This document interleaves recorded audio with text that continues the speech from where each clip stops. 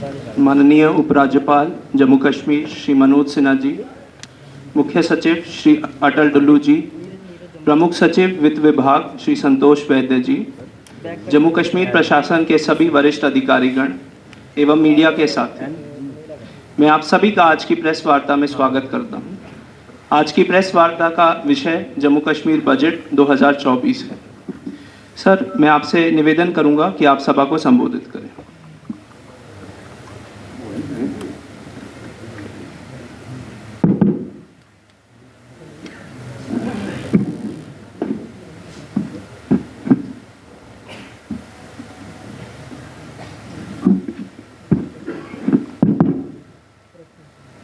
जम्मू कश्मीर के मुख्य सचिव श्री अटल डुल्लू जी, हमारे फाइनेंस सेक्रेटरी संतोष वैद्या जी, डायरेक्टर इंफॉर्मेशन, जम्मू कश्मीर प्रशासन के सभी वरिष्ठ अधिकारी तथा मीडिया के मित्रों, जम्मू कश्मीर केंद्र शासित प्रदेश के अंतरिम बजट 2024-2025 के लिए आयोजित इस मीडिया इंटरेक्शन में आप सबका बहुत स्वागत। आप सबको मालूम है कि ये इंटरिम बजट है, तो इसमें कोई बड़ा अनाउंसमेंट नहीं हो सकता और भारत सरकार की जो नीति रही है उसी तर्ज पर जम्मू कश्मीर प्रशासन ने भी इंटरिम बजट को आगे बढ़ाया है। एक कविता मुझे ध्यान में आ रही है, मैं बात वहीं से शुरू करता हूं। कभी तुम ऐसा गान सुना दो, मृदु सपनों का ह्रास न आए, दुख की कोई सांस न आए, इस नश्वर जीवन में सुख का अविनश्वर सागर लहरा दो। कभी तुम ऐसा गान सुना दो, टूटा दुख का पर्वत जिन पर, अस्त हो गया सुख का दिन कर, उनके घावों को सहलाकर सांपों को वरदान बना दो। अपने पर अभिमान हमें है, अपनेपन का ज्ञान हमें है, बजा जागरण की भेरी तुम, सुप्त आत्मसम्मान जगा दो। कभी तुम ऐसा गान सुना दो, कभी तुम ऐसा गान सुना दो। भारत के यशस्वी प्रधानमंत्री आदरणीय श्री नरेंद्र मोदी जी के नेतृत्व में 24-25 का अंतरिम बजट जम्मू कश्मीर केंद्र शासित प्रदेश का ये 5वां बजट है। एक बात मैं कह सकता हूं कि 5 वर्ष के भीतर नागरिकों के हित, समाज के संपूर्ण कल्याण, रोजगार के ऐतिहासिक आंकड़े, औद्योगिकरण की नई ऊर्जा और सामाजिक सरोकारों की पूर्णता ने जम्मू कश्मीर के आत्मसम्मान को जगाने का काम किया है। युवाओं के लिए बेहतर भविष्य की नींव तैयार करने में, किसानों का जीवन बेहतर बनाने में और आर्थिक और सामाजिक रूप से जो लोग हाशिए पर थे उनके जीवन में बड़ा बदलाव करने में, महिलाओं को शक्तिशाली बनाने में तथा वैभवशाली जम्मू कश्मीर बनाने में काफ़ी हद तक सफलता हमें मिली। दशकों से पीड़ित शोषित समाज के घावों को भरकर उनके भौतिक उत्कर्ष को लक्ष्य बनाया गया है और आज मैं कहना चाहूँगा कि समावेशी, सर्वस्पर्शी, बिना भेदभाव के सभी नागरिकों के स्वास्थ्य, शिक्षा और रोजगार की आवश्यकताओं की पूर्ति, सभी सेक्टर्स में आधारभूत संरचना का विकास करना, अस्थायी इकोनॉमिक ग्रोथ सुनिश्चित करना और जैसा मैंने पहले कहा कि 70% कृषि पर आधारित आबादी की सामाजिक आर्थिक सुरक्षा, टूरिज्म, हस्तशिल्प इंडस्ट्री को जम्मू कश्मीर के ग्रोथ इंजन में तब्दील करना, ये पिछले 5 वर्षों का फोकस रहा है। भारत सरकार ने एक बात कही कि G for good governance, D for development and P for performance, यही मूल मंत्र जम्मू कश्मीर प्रशासन का भी रहा है और फिस्कल कंसोलिडेशन उसमें एक बिंदु बढ़ाया गया है। फाइनेंशियल प्रूडेंस मैं समझता हूं कि इसका पूरी तरह से ध्यान रखा गया है। रेवेन्यू को कैसे बढ़ाया जाए, वेस्टफुल एक्सपेंडिचर कैसे कम किया जाए और कैपिटल एक्सपेंडिचर को इफिशिएंटली कैसे बढ़ाया जाए, ये मूल मंत्र जम्मू कश्मीर प्रशासन का रहा है। तो टैक्स रसीद्स को हम देखते हैं, पिछले 4 वर्षों में कंटिन्यूअस 12 से लेकर 15% तक की वृद्धि हुई है। जीएसटी जो लोग देते हैं उस संख्या को अगर आप देखेंगे तो 18 में 72,000 लोग थे, वो बढ़कर 2 लाख से ज्यादा हो गए। गैर जरूरी खर्चों को कम करने में विशेष ध्यान फाइनेंस ने दिया है और उसमें काफी हद तक हमें सफलता मिली है। स्मार्ट मीटर बिजली के बारे में आप सबको पता है, 60,000 से बढ़ाकर 4.6 लाख 23-24 में करने में हमें सफलता मिली है। और सिस्टम में जो इम्प्रूवमेंट हुआ है बीम्स के माध्यम से, जेम के माध्यम से, प्रूफ के माध्यम से, इसके कारण सिस्टम में बड़ी ट्रांसपेरेंसी आई है और कैपिटल एक्सपेंडिचर बढ़ाना और अकाउंटेबिलिटी गवर्नेंस में लाना, इसमें काफी हद तक सफलता मिली।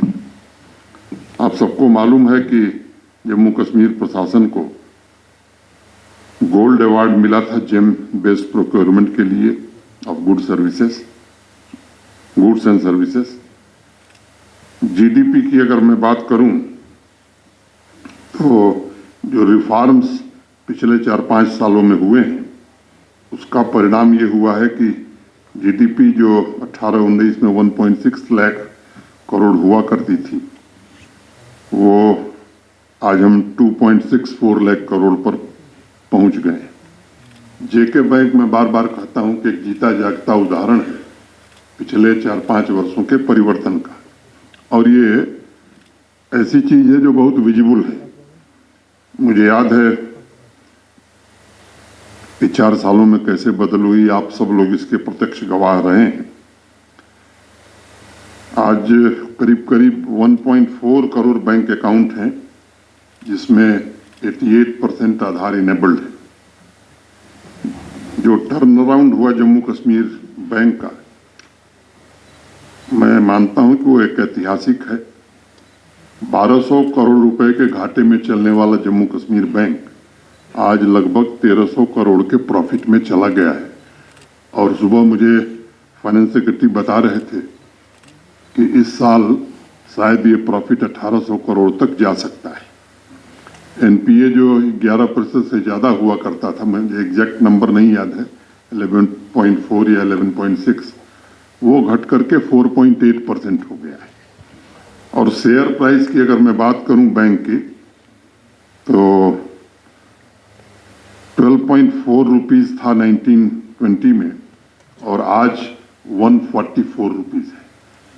तो मैं समझता हूं, और ये ऐसे आंकड़े हैं जो पूरी तरह से प्रामाणिक हैं और कहीं भी इसे चेक किया जा सकता है। टोटल बजट का जो साइज है वो 1,18,728 करोड़ का है। रेवेन्यू रिसीट 98,000 करोड़ की हैं और कैपिटल रिसीट हमारी 20,000 करोड़ से थोड़ा ज्यादा है। एक्सपेंडिचर, रेवेन्यू एक्सपेंडिचर आप सब जानते हैं कि बड़ी संख्या में हमारे पास सरकारी कर्मचारी हैं, तो 80,000 करोड़ है। कैपिटल एक्सपेंडिचर में क्वांटम जंप हमने लिया है, करीब 38,000 करोड़। जैसा मैंने कहा, टोटल बजट साइज बताया, चूंकि ये वोट ऑन अकाउंट है इसलिए उसका 50%, 59,364 करोड़ रुपए पार्लियामेंट ने अप्रूव किया है। जीडीपी ऑफ जम्मू कश्मीर, मैंने पहले बताया कि 1.6 लाख करोड़ से 2.64 करोड़ पहुंच गया है। कैपिटल एक्सपेंडिचर जिससे वास्तव में काम होता है वो 11,000 करोड़ से अब 38,000 करोड़ में 245% की ग्रोथ मैं समझता हूं कि शायद कहीं हुआ हो।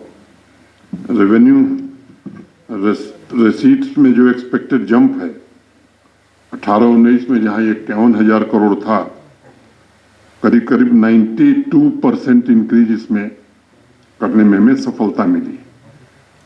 जीएसटी का जो टैक्स रेवेन्यू है इसमें भी 18-19 की तुलना में 51% से ज़्यादा ग्रोथ हमारी है। स्टेट एक्साइज का जो एक्सपेक्टेड जंप है वो 1700 करोड़, और 1700 करोड़ मैंने अभी गत वर्ष की बात में कर रहा हूँ। शुरुआती दिनों में मुझे आपको केवल याद दिलाना मैं चाहता हूँ, जब पहली बार ऑक्शन हुआ था तो ऑक्शन में 10 करोड़ रुपए मिलते थे, जो बढ़ करके 140 हुए और अब 300 करोड़ के ऊपर हो गए। 23-24 में 2400 करोड़ था, इस साल और मैं उम्मीद करता हूं कि बढ़ेगा। स्टैंप ड्यूटी में भी क्वांटम जंप है, और गवर्नमेंट ऑफ इंडिया का जो सपोर्ट था, बजटरी सपोर्ट था, उसमें भी 51% की ग्रोथ हुई है। तो ये जो फैक्ट और फिगर हमने आपके सामने रखे हैं, डिटेल भी है, वो आपको वितरित कर दिया जाएगा। मुझे लगता है कि भाषण की जरूरत नहीं है। पावर के जो ड्यूज रहे 2005 से, माने जो बाप दादा खा के गए थे उसको भी भरने का जिम्मा वो हम ही लोगों का है। तो 28,000 करोड़ रुपए का भुगतान जो 2005 से ड्यूज चला आ रहा था, उसको करने में काफी मशक्कत करनी पड़ी है, लेकिन वो किया गया है। इस बार जो मुख्य रूप से फोकस है कि सीएसएस का 100% यूटिलाइजेशन हम करें, इस पर काफी जोर दिया गया है। और गत वर्ष की तुलना में इस वर्ष का जो एक्सपेंडिचर है वो भी क्वांटम जंप ले रहा है। ओवरऑल कैपेक्स का जो एक्सपेंडिचर है पिछले साल 31 जनवरी को जो था और आज, इसमें भी करीब करीब 32% की ग्रोथ हुई है, और आगे और बेहतर होगी। Because of increased revenue receipts and assistance from the central government, the capital expenditure is expected to reach 15% of the GDP, जो कि एक बहुत ही बेहतरीन फिगर है। उस डिटेल में मैं नहीं जाना चाहता हूं कि जल जीवन मिशन और HADP हमारा बहुत ही, मैं कहूँ कि एम्बिशियस प्रोजेक्ट है, जो बार बार मैंने कहा, स्कूल एजुकेशन हो, हेल्थ सेक्टर हो, रोड कनेक्टिविटी हो, रूरल हाउसिंग हो, सोशल सिक्योरिटी की कवरेज हो, हाइड्रो इलेक्ट्रिक प्रोजेक्ट्स हमारे हों, transit accommodation for Kashmiri migrants हों, सोलर रूफटॉप के लिए भी अच्छा एलोकेशन किया है, स्पोर्ट्स इंफ्रास्ट्रक्चर। मैं बार बार एक बात कहता हूं कि देश का सबसे बड़ा राज्य है उत्तर प्रदेश। उत्तर प्रदेश के स्पोर्ट्स बजट से जम्मू कश्मीर का स्पोर्ट्स बजट ज्यादा है। ये एक बात मैं समझता हूं कि जम्मू कश्मीर प्रशासन की प्रतिबद्धता स्पोर्ट्स के लिए कितनी है, ये प्रमाणित करती है। Police housing, bunkers, police station, CCTVs, mission youth एक बहुत ही अहम प्रोग्राम जम्मू कश्मीर प्रशासन चलाता है, जम्मू कश्मीर के युवाओं को एम्पावर करने के लिए। हर साल हम लोग उसमें पर्याप्त संसाधन रखते हैं। इस साल भी 100 करोड़ रखा है। New tourism destinations, new circuit, सूफी सर्किट, रिलीजियस सर्किट, रोपवेज और बाकी के लिए भी पर्याप्त प्रबंध किया गया है। हेरिटेज कंजर्वेशन पर भी विशेष ध्यान इस बजट में दिया गया है। ट्राइबल वेलफेयर हमारी प्राथमिकता में रहा है और उसके लिए भी पर्याप्त धन की व्यवस्था की गई है। अगर मैं डिपार्टमेंट वाइज कहूँ तो होम में करीब करीब 29%, एजुकेशन में करीब 24%, youth services and skill development में 26%, पावर डेवलपमेंट में लगभग 41.79%, इरिगेशन एंड फ्लड कंट्रोल में 57.24%, पब्लिक हेल्थ इंजीनियरिंग डिपार्टमेंट में 339.71%, इंडस्ट्री एंड कॉमर्स में 34%, एग्रीकल्चर प्रोडक्शन में मोर देन 30%, टूरिज्म में 41%, हॉर्टिकल्चर में 33%, बाकी डिपार्टमेंट में भी इंक्रीज है। वो फिगर आप जब देखेंगे तो आपको निश्चित रूप से, मैंने उनका जिक्र किया जिसमें क्वांटम जंप हुआ है। तो मोटे तौर पर मैंने बजट के बारे में बिंदुवार आपके सामने कुछ तथ्य रखे हैं। ये जो सत्र रहा है अभी पार्लियामेंट का खत्म हुआ है, बजट के अलावा भी कुछ ऐसे महत्वपूर्ण फैसले इस बार संसद ने लिए हैं जिसका मैं मानता हूं कि व्यापक असर जम्मू कश्मीर की सामाजिक और आर्थिक विकास में होगा। ओबीसी समुदाय को पंचायतों और यूएलबीज में रिजर्वेशन देने का फैसला देश की संसद ने किया, जो मैं मानता हूं कि ऐतिहासिक है। ऐसी अनेक जातियां जो लंबे समय से देश के बाकी हिस्सों में तो शेड्यूल कास्ट में आती थी, लेकिन जम्मू कश्मीर में उन्हें शेड्यूल कास्ट नहीं माना गया था, उनका इंक्लूजन भी इस बार हो गया है। 2019 में जब देश के गृह मंत्री जी ने 5 अगस्त 2019 को संसद में अपना वक्तव्य दिया था, तो उस समय उन्होंने एक बात कही थी कि अभी हम शेड्यूल ट्राइब्स में जो लोग लिस्टेड हैं उनको आरक्षण दे रहे हैं, लेकिन कुछ ऐसे लोग जो लंबे समय से इस हक की मांग कर रहे हैं, उनकी एक व्यवस्था बनाएंगे और उसी को लेकर के जस्टिस जीडी शर्मा की समिति बनी थी, उसकी रिकमेंडेशन के आधार पर पहाड़ी और बाकी समुदायों को भी शेड्यूल ट्राइब का दर्जा देकर के उन लंबे समय की उनकी मांग को भारत सरकार ने पूरा किया है। और जो उसमें सबसे अच्छी बात है, जिस बात को गृह मंत्री जी जब राजौरी में सभा किए थे या बारामूला में, तब भी उन्होंने जोर देकर के कहा था कि ये जो आरक्षण दिया जाएगा, इस आरक्षण से जो इनको पहले से आरक्षण था, चाहे वो गुजर हो, बकरवाल हो, गद्दी हो, सिप्पी हो, इनके आरक्षण पर कोई प्रभाव नहीं पड़ेगा। और मुझे आज ये कहते हुए अत्यंत खुशी है कि एजुकेशन हो या एम्प्लॉयमेंट, गवर्नमेंट जॉब्स हो, उसमें बिना 0.01% कटौती करते हुए इन समुदायों को अलग से आरक्षण देने का काम भारत सरकार ने किया है। तो मोटे तौर पर मैं कह सकता हूं कि एक सशक्त जम्मू कश्मीर, और जो बात प्रधानमंत्री जी कहते हैं कि सबका साथ, सबका विकास, सबका विश्वास और सबका प्रयास, तो उस नीति पर जम्मू कश्मीर प्रशासन ने भी बजट और सामाजिक आर्थिक मोर्चे पर भी काम किया है। इतनी बात कह के मैं प्रेस के सभी साथियों का धन्यवाद करता हूं।